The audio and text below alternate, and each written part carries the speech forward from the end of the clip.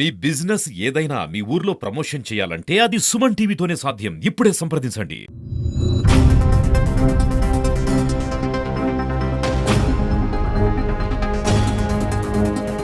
ఇప్పుడు ఇక్కడ నిరసన తెలుపుతున్న విద్యార్థులకు సిఓఏ పర్మిషన్ లేనందువల్ల వీళ్ళు ఇక్కడ నిరసన తెలుపుతున్నారని తెలియడంతో మా యువజన విభాగం అలాగే ఏఎస్ఎఫ్ గారి ఆధ్వర్యంలో జరుగుతున్న ఇక్కడికి మేము వచ్చి ఇక్కడికి సంఘీభావం తెలపడం జరిగింది. నిజంగా 3 రోజుల నుంచి ఈ విధంగా ఆమరణ నిరాహార చేస్తుంటే విద్యార్థులు కనీసం వైస్ ఛాన్సలర్ కానీ కనీసం కూటమి ప్రభుత్వం కానీ చీమ కుట్టినట్టు కూడా లేదు. విద్యార్థుల జీవితాలతో చెలగాటాడుతుంది. నిజంగా ఇది చాలా సిగ్గుచేటని చెప్పొచ్చు.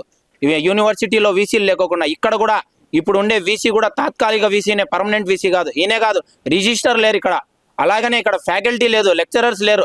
ఇంకొక దౌర్భాగ్యమైన విషయం ఏంటంటే మా గవర్నమెంట్లో మేము 138 మందిని ఇక్కడ రిక్రూట్మెంట్ చేసుకోమని వివిధ రకాల ప్రొఫెసర్లని, వివిధ రకాల లెక్చరర్ని, ఫ్యాకల్టీని తీసుకొని వస్తే ఆ జీవోని కూడా వీళ్ళు తీసుకుపోయి ఇదే చంద్రబాబు నాయుడు గారు ఇక్కడే కాదు రాష్ట్రం అంతా తీసుకొని వచ్చిన జీవోని అంతా తీసుకొని పోయి మన కోర్టులో వేసి స్టే ఆర్డర్ తీసుకురావడం జరిగింది. దేనికోసం తీసుకురావడం జరిగింది? ఇది ఏమన్నా రాజకీయ లబ్ధి కోసమా?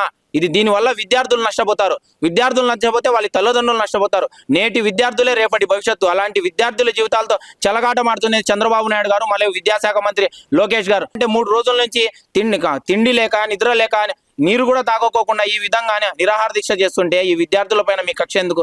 కేవలం వైఎస్ఆర్ ఆర్కిటెక్చర్ యూనివర్సిటీ అని, వైఎస్ఆర్ అనే పేరు ఉందనే చెప్పుననే మీరు ఈ విధంగా చేస్తున్నారు. ఏ విధంగా అయితే మెడికల్ కాలేజు అన్ని అనుమతులు అయిపోయి యుద్ధ ప్రాతిపాదిక మీద 500 కోట్ల రూపాయలతో జగన్మోహన్ రెడ్డి గారు నిర్మిస్తే దాంట్లో గదులని ఇప్పటి వరకు ప్రారంభించలేదు. దేనికి? కేవలం అది పులివెందుల ప్రాంతంలో ఉందని రాయలసీమ ప్రాంతం బిడ్డలు కానీ, రాయలసీమ విద్యార్థులు కానీ, బడుగు బలహీన వర్గాలు కానీ యూనివర్సిటీలో చదవకూడదని చంద్రబాబు కంకణం కట్టుకొని ఉన్నారని మాకు తెలుస్తుంది. ఎందుకంటే ఒకవేళ నిజంగా ఆయనకు లేకోకుంటే ఇన్ని లక్షల కోట్లు అప్పు చేస్తున్నాడు. ఒక 100 కోట్లు, ఒక 50 కోట్లు యూనివర్సిటీకి కేటాయించలేడా? పోనీ ఇంకొక విషయం ఏంటంటే దౌర్భాగ్యమైన విషయము, యోగివేమన దగ్గరనే గురుకులం అని 4 నుంచి 5 పెద్ద బిల్డింగ్లు ఉన్నాయి. ఆ బిల్డింగ్లలో ఇక్కడ నుంచి అక్కడికి తరలించండి అని వీసీ గారికి అనేక సార్లు మొత్తుకునే విద్యార్థులు చెప్పినా కూడా ఇంతవరకు అక్కడికి పోలేదు. దేనికి పోలేదు? ఎక్కడ అక్కడికి పోతే అనుమతులన్నీ వచ్చేస్తాయి, ఇక్కడ ఉండే విద్యార్థులందరూ అక్కడికి వెళ్తారు, మళ్ళీ దాని తర్వాత కూడా విద్యార్థుల సంఖ్య పెరుగుతుంది అనే ఉద్దేశంతోనే అక్కడికి పోకోకుండా ఇక్కడే ఒక బిల్డింగ్ లోనే ఇక్కడే ఉండడం జరిగింది. దేనికోసం అంటే ఎలాగైనా ఇక్కడ అడ్మిషన్స్ రాకోకుండా చేయాలి, ఈ కాలేజీని ఎలాగైనా మూసివేయాలనే ఉద్దేశంతోనే. ఇక్కడ నుంచి యూనివర్సిటీ మూసేయాలన్నా కూడా మా యువత తరపున ఖచ్చితంగా ఉద్యమం చేస్తాం. నేనే ఇక్కడ నిరాహార దీక్ష కూర్చుంటా. మా ఎంపీ అవినాష్ రెడ్డి గారు కూడా అలాగే జగన్మోహన్ రెడ్డి గారి దగ్గర కూడా ఈ సమస్యను మేమే తీసుకుపోతామని ఈ మీడియా ముఖంగా తెలియజేసుకుంటాం. జూన్ 16 నుంచి ఎగ్జామ్స్ జరగాల్సి ఉంది, కానీ మాకు ఇప్పటి వరకు సిఓఏ రికగ్నైజేషన్ అనేది రాకపోవడంతో మేము ఎగ్జామ్స్ ఆపుకొని ఈ రోజు రోడ్డెక్కి కూర్చోవాల్సి వచ్చింది. మేము విజయవాడకి వెళ్ళాము, రోడ్డు ఎక్కాము, కడప కలెక్టర్ ఆఫీస్ రోడ్డు ఎక్కినాము. ఈరోజు ఎక్కడైతే మాకు అన్యాయం జరిగిందో అక్కడే వచ్చి కూర్చున్నాము. సో మెయిన్గా మా డిమాండ్స్ ఏంటి అంటే ఆర్కిటెక్చర్ డిపార్ట్మెంట్లో 2020లో ప్రారంభమైన బ్యాచ్కి ఇప్పటి వరకు సిఓఏ రికగ్నైజేషన్ లేదు. ఆ బ్యాచ్తో పాటు నెక్స్ట్ బ్యాచ్ 2021కి 2022కి కూడా ఇప్పటి వరకు రికగ్నైజేషన్ అనేది లేదు. ఇవి లేకుండా మేము బయటకు వెళ్తే మా డిగ్రీలు ఎందుకు పనికిరావు సార్? మేము ఆ లైసెన్సులు లేకపోతే మేము 5 ఏళ్ళు చదివింది ఎందుకు సార్ అని మేము అడుగుతున్నాము. మరియు ఎడిసెట్ నోటిఫికేషన్ లేకపోతే నెక్స్ట్ 2025లో ఎవరైతే ఫ్రెషర్స్ జూనియర్స్ వస్తారో కొత్త బ్యాచ్ వాళ్ళు ఇంటేక్ రాకపోతే స్టూడెంట్స్ లేని యూనివర్సిటీ ఎందుకు అని అడుగుతున్నాం సార్. మేము 5 ఏళ్ళు అయింది యూనివర్సిటీ పెట్టి, ఇప్పటి వరకు రెగ్యులర్ బిల్డింగులు లేవు, రెగ్యులర్ ఫ్యాకల్టీ లేరు, రెగ్యులర్ అడ్మినిస్ట్రేటివ్ స్టాఫ్ లేరు. వీళ్ళందరూ లేకుండా ఎందుకు సార్ యూనివర్సిటీ నడుపుతున్నారని మేము ప్రశ్నిస్తున్నాం దీనికి. సో ఈ 3 డిమాండ్లకి ఏవైతే ఆర్కిటెక్చర్ విద్యార్థులకి సిఓఏ ఎన్రోల్మెంట్ నెంబర్స్ రావాలి, హెడ్సెట్ నోటిఫికేషన్ విడుదల చేయాలి, ఫ్యాకల్టీ గురించి రెగ్యులర్ పోస్టులు పడాలి, పేపర్ నోటిఫికేషన్ అది కూడా రావాలి, అవి జరగాలి. అంతవరకు మేము ఈ దీక్షను ఆపడం లేదు. మేమైతే నో ఫుడ్ అనే నిదానం క్యాప్షన్ తో మేమైతే ముందుకెళ్తున్నాము. దీనికి సపోర్ట్ చేస్తున్న ఏఎస్ఎఫ్ఐ బృందానికి, వైసీపీ స్టూడెంట్స్ యూనియన్కి మరికొన్ని వస్తూ ఉన్నాయి. సో వాటన్నిటికీ మా స్పెషల్లీ థ్యాంక్స్ సార్, మీరందరూ వచ్చి మాకు సపోర్ట్ చేస్తున్నందుకు. So thank you very much. Andhra రాష్ట్రంలో ఎన్డీఏ ప్రభుత్వం అధికారంలోకి వచ్చింది. విద్యాశాఖ మంత్రి నారా లోకేష్ ఆయన యొక్క రాజకీయ ఆరోగ్య పరిస్థితి, ఆయన యొక్క పరిస్థితి చాలా ఆరోగ్యకరంగానే ఉన్నాయి. కానీ ఆయన యువకుల పాదయాత్రలో ఇచ్చినటువంటి హామీలు కానీ, విద్యాశాఖకు సంబంధించినటువంటి వ్యవస్థలో కానీ కుంటు పడతా ఉన్నాయి. వాటికి సంబంధించినటువంటి సమీక్ష చేయడంలో వైఫల్యాలు చెందుతా ఉన్నారు. ఇవాళ రాష్ట్రంలో కడప జిల్లాకు సంబంధించినటువంటి వైఎస్ఆర్ ఆర్కిటెక్ట్ ఫైన్ ఆర్ట్స్ యూనివర్సిటీకి సంబంధించి విద్యార్థులు రోడ్డెక్కి నెల రోజులుగా కలెక్టరేట్ లేకపోతే హైయర్ ఎడ్యుకేషన్ లేకపోతే నీ యొక్క సెక్రటరేట్కు చెప్పులరిగేలా తిరిగి ఇవాళ ఫలితం లేని కారణంగా కౌన్సిల్ ఆఫ్ ఆర్కిటెక్ట్ నుంచి 5 సంవత్సరాలుగా పర్మిషన్ లేకుండా ఇవాళ నీ ప్రభుత్వం దృష్టికి నీ మంత్రిమండలి దృష్టికి తీసుకువచ్చినా కూడా ఫలితం లేని కారణంగా ఇవాళ యూనివర్సిటీని బాయ్కాట్ చేసి ఆల్ ఇండియా స్టూడెంట్ ఫెడరేషన్ ఆధ్వర్యంలో 5 మంది విద్యార్థులు నిరవధిక దీక్ష కూర్చున్నారు. ఈ జిల్లాలో ఉన్నటువంటి ఎమ్మెల్యేలు కానీ ఎంపీలు కానీ ఎమ్మెల్సీలు కానీ ఈ కూటమి ప్రభుత్వానికి బాధ్యత వహించే ఏ నేత కూడా ఇక్కడికి వచ్చి మీకున్నామని భరోసా ఇవ్వలేదంటే ఎంత దౌర్భాగ్యమైనటువంటి పరిస్థితుల్లో ఇవాళ విద్యా వ్యవస్థ పైన పాలక పక్షాలు వహిస్తున్నాయో అర్థం చేసుకోవాల్సినటువంటి అవసరం ఎంతైనా ఉంది. కాబట్టి విద్యాశాఖ మంత్రి తేనె పూసి దాన్ని కత్తితో కట్ చేస్తా ఉన్నాడు. కాబట్టి ఆల్ ఇండియా స్టూడెంట్ ఫెడరేషన్ గా మేము హెచ్చరిక చేస్తా ఉన్నాం. విద్యాశాఖ మంత్రి నిద్ర లేవాలి, సిఓఏ పర్మిషన్ ఇప్పించాలి, ఆ మేరకు ఇవ్వాల్సినటువంటి గ్రాంట్లు కేటాయించేంత వరకు ఈ దీక్ష ఈ పోరాటం ఆగదని చెప్పి హెచ్చరిక చేస్తా ఉన్నాం. మేము ఇక్కడ 3 days నుంచి స్ట్రైక్లో కూర్చున్నాము. 2 days నుంచి హంగర్ స్ట్రైక్లో ఉన్నాం స్టూడెంట్స్ అనే వాళ్ళం.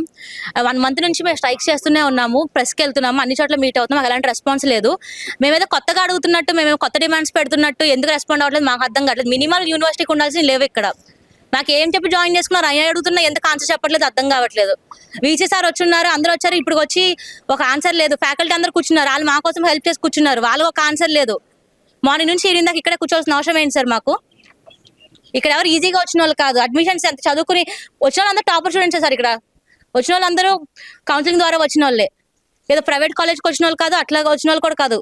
మాకు ఆన్సర్ కావాలి. ఎడిసెట్ నోటిఫికేషన్ రిలీజ్ చేయలేదు. ఎడిసెట్ నోటిఫికేషన్ రిలీజ్ చేయాల్సిన 2 months అయిపోయింది, అది ఇంకా రిలీజ్ చేయలేదు. ఎప్పుడు రిలీజ్ చేస్తారు? అడుగుతుంటే పాస్ చేస్తా ఉన్నారు, ఇంకా రిలీజ్ అవుతుంది అంటే అడ్మిషన్లు అన్నీ అయిపోయి బయట కాలేజ్లో జాయిన్ అయిపోయిన తర్వాత ఇంకెవరు జాయిన్ అవుతారు వచ్చి ఇక్కడికి? స్టూడెంట్స్ లేకుండా ఫ్యాకల్టీని తీసుకుంటాం అంటున్నారు. తీసుకుని ఏం చేస్తారు? ఒక కాలేజ్ బిల్డింగ్ లేదు, ఒక ఫ్యాకల్టీ లేదు, ఏం రన్ చేస్తున్నారు సార్ యూనివర్సిటీ? ఒక బిల్డింగ్ పెట్టుకుని దాంట్లోనే పక్కన ఒక కాలేజ్ ఇక్కడ కాలేజ్ అని చెప్పి రన్ చేస్తున్నారు. యూనివర్సిటీ అనుకుంటారు, స్టేట్ లెవెల్ యూనివర్సిటీ అనుకున్నారు, ఇంటర్ కాలేజ్ అనుకున్నారు, అర్థం కావట్లేదు సార్. మాకు ఆన్సర్ కావాలి సార్. ఫస్ట్ వాళ్ళ ఇష్యూ ఏంటంటే కౌన్సిల్ ఆఫ్ ఆర్కిటెక్చర్ అండి. ఈ కౌన్సిల్ ఆఫ్ ఆర్కిటెక్చర్ కోసం ఇది డిలే అయిన మాట వాస్తవం. నేను కూడా ఒక architecture faculty. Without council of architecture registration number మనం ప్రొఫెషనల్గా ప్రాక్టీస్ చేయడం కష్టం. అయితే అది నేను రావడం, వచ్చిన తర్వాత షో కాజ్ నోటీసులు రిసీవ్ చేసుకోవడం అంటే నేను రాగానే ఇక్కడ పరిస్థితి ఏంటో తెలియదు, యూనివర్సిటీ ఏంటో తెలియదు, డిపార్ట్మెంట్ సంగతి తెలియదు. నేను వచ్చిన వితిన్ 4 daysలో నేను షో కాజ్ నోటీస్ రిసీవ్ చేసుకోవడం from the council of architecture. దానికి అటెండ్ అవుతూ ఏం చేయాలి ఏంటి అనేది దానికి కంప్లైంట్స్ రాయడం వల్ల వాళ్ళు 24-25కి అడ్మిషన్స్ ఇవ్వడం జరిగిందండి. 24-25 అడ్మిషన్స్ లాస్ట్ ఇయర్ అడ్మిషన్ జరిగింది, లేకపోతే ఇవ్వనని చెప్పారు. ఆ తర్వాత with continuous process with government and council of architecture వాళ్ళు కూడా మీరు ఏమంటే నాకు కంప్లైంట్స్ రిపోర్ట్ అప్పుడు మామూలుగా ఇచ్చారు, మేము అడిగిన షోకాజ్ నోటీస్కి ఇవి చేస్తామని ఇచ్చారు, మీరు ఎంతవరకు ఫుల్ఫిల్ చేశారన్నది ఆన్సర్ చేయమని చెప్పి వాళ్ళు అడగడం జరిగిందండి. అంటే మొన్న 30వ తారీఖు వరకు జరిగింది.